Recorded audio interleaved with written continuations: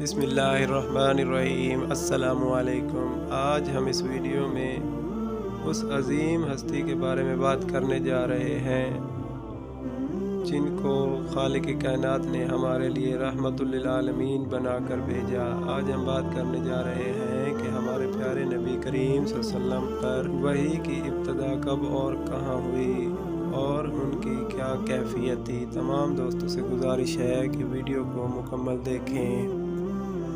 کتاب صحیح بخاری حدیث نمبر 3۔ محترم سامعین، حضرت عائشہ رضی اللہ عنہا فرماتی ہیں نبی کریم صلی اللہ علیہ وسلم پر وحی کا ابتدائی دور اچھے سچے پاکیزہ خوابوں سے شروع ہوا۔ آپ صلی اللہ علیہ وسلم خواب میں جو کچھ دیکھتے وہ صبح کی روشنی کی طرح صحیح اور سچا ثابت ہوتا۔ پھر من جانب قدرت آپ صلی اللہ علیہ وسلم تنہائی پسند ہو گئے اور آپ صلی اللہ علیہ وسلم نے غار حرا میں خلوت نشینی اختیار فرمائی اور کئی دن اور رات وہاں پر مسلسل عبادت اور یاد الہی و ذکر و فکر میں مشغول رہتے۔ جب تک گھر آنے کو دل نہ چاہتا توشہ امرا لیے ہوئے وہاں رہتے۔ توشہ ختم ہونے پر ہی اہلیہ محترمہ خدیجہ رضی اللہ عنہا کے پاس تشریف لاتے اور کچھ توشہ امرا لے کر پھر وہاں جا کر خلوت گزیں ہو جاتے۔ یہی طریقہ جاری رہا یہاں تک کہ آپ صلی اللہ علیہ وسلم پر حق منکشف ہو گیا اور آپ صلی اللہ علیہ وسلم غار حرا ہی میں قیام پذیر تھے کہ اچانک جبرائیل علیہ السلام آپ صلی اللہ علیہ وسلم کے پاس حاضر ہوئے اور کہنے لگے کہ اے محمد پڑھو۔ آپ صلی اللہ علیہ وسلم فرماتے ہیں کہ میں نے کہا میں پڑھنا نہیں جانتا۔ آپ صلی اللہ علیہ وسلم فرماتے ہیں کہ فرشتے نے مجھے پکڑ کر اتنے زور سے کھینچا کہ میری طاقت جواب دے گئی۔ پھر مجھے چھوڑ کر کہا کہ پڑھو۔ میں نے پھر وہی جواب دیا کہ میں پڑھنا نہیں جانتا، اور اس فرشتے نے مجھ کو نہایت ہی زور سے کھینچا کہ مجھ کو سخت تکلیف محسوس ہوئی۔ پھر اس نے کہا کہ پڑھ۔ میں نے کہا کہ میں پڑھا ہوا نہیں ہوں۔ فرشتے نے تیسری بار مجھ کو پکڑا اور تیسری مرتبہ پھر مجھ کو کھینچا، پھر مجھے چھوڑ دیا اور کہنے لگا کہ پڑھو اپنے رب کے نام کی مدد سے جس نے پیدا کیا اور انسان کو خون کی پھٹکی سے بنایا۔ پڑھو اور آپ کا رب بہت مہربانیاں کرنے والا ہے۔ بس یہی آیتیں آپ صلی اللہ علیہ وسلم جبرائیل علیہ السلام سے سن کر اس حال میں غار حرا سے واپس ہوئے کہ آپ صلی اللہ علیہ وسلم کا دل اس انوکھے واقعے سے کانپ رہا تھا۔ آپ صلی اللہ علیہ وسلم خدیجہ رضی اللہ عنہا کے ہاں تشریف لائے اور فرمایا کہ مجھے کمبل اڑھا دو، مجھے کمبل اڑھا دو۔ لوگوں نے آپ صلی اللہ علیہ وسلم کو کمبل اڑھا دیا۔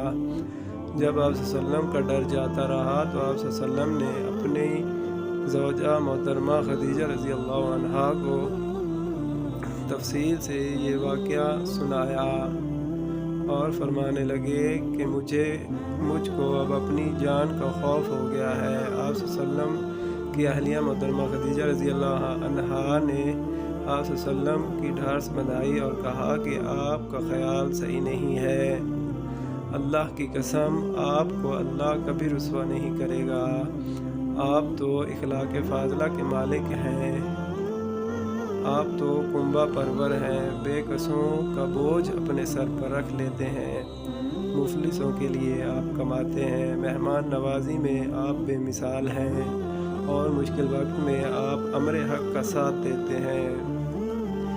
ایسے اوصاف حسنہ والا انسان یوں بے وقت ذلت اور خواری کی موت نہیں پا سکتا۔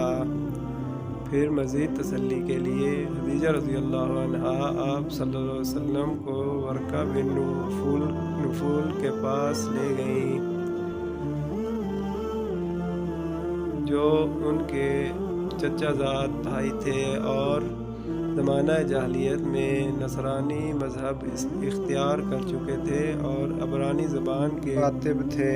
چنانچہ انجیل کو بھی حسب منشائے خداوندی عبرانی زبان میں لکھا کرتے تھے۔ انجیل سریانی زبان میں نازل ہوئی تھی، پھر اس کا ترجمہ عبرانی زبان میں ہوا۔ ورقہ اسی کو لکھتے تھے وہ بہت بوڑھے ہو چکے تھے، یہاں تک کہ ان کی بینائی بھی رخصت ہو چکی تھی۔ خدیجہ رضی اللہ عنہا نے ان کے سامنے آپ صلی اللہ علیہ وسلم کے حالات بیان کیے اور کہا کہ اے چچا زاد بھائی، اپنے بھتیجے محمد صلی اللہ علیہ وسلم کی زبانی ذرا ان کی کیفیت سن لیجئے۔ وہ بولے کہ بھتیجے، آپ نے جو کچھ دیکھا اس کی تفصیل سناؤ۔ چنانچہ آپ صلی اللہ علیہ وسلم نے از اول تا آخر پورا واقعہ سنایا، جسے سن کر برکہ بے اختیار ہو کر بول اٹھے کہ یہ تو وہی ناموس معزز رازدان فرشتہ ہے جسے اللہ نے موسیٰ علیہ السلام پر وحی دے کر بھیجا تھا۔ کاش میں آپ کے اس عہد نبوت کے شروع ہونے پر جوان عمر ہوتا، کاش میں اس وقت تک زندہ رہتا جب کہ آپ کی قوم آپ کو اس شہر سے نکال دے گی۔ رسول اللہ صلی اللہ علیہ وسلم نے یہ سن کر تعجب سے پوچھا کہ کیا وہ لوگ مجھ کو نکال دیں گے، حالانکہ میں تو ان میں صادق و امین و مقبول ہوں۔ برکہ بولا، ہاں یہ سب کچھ سچ ہے، مگر جو شخص بھی آپ کی طرح امر حق لے کر آیا، لوگ اس کے دشمن ہی ہو گئے ہیں۔ اگر مجھے آپ کی نبوت کا وہ زمانہ مل جائے تو میں آپ کی پوری مدد کروں گا۔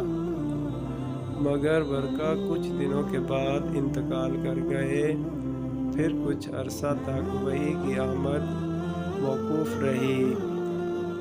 اللہ تعالیٰ سے دعا ہے کہ اللہ تعالیٰ آپ کے اور میرے تمام گناہوں کی مغفرت فرمائے، آمین ثم آمین۔ تمام دوستوں سے گزارش ہے کہ اگر ویڈیو اچھی لگی ہو تو ویڈیو کو لائک کریں، اور چینل کو سبسکرائب نہیں کیا تو جلدی سے چینل کو سبسکرائب کریں۔ تو ملتے ہیں کسی دوسری ویڈیو میں، تب تک کے لیے اللہ نگہبان۔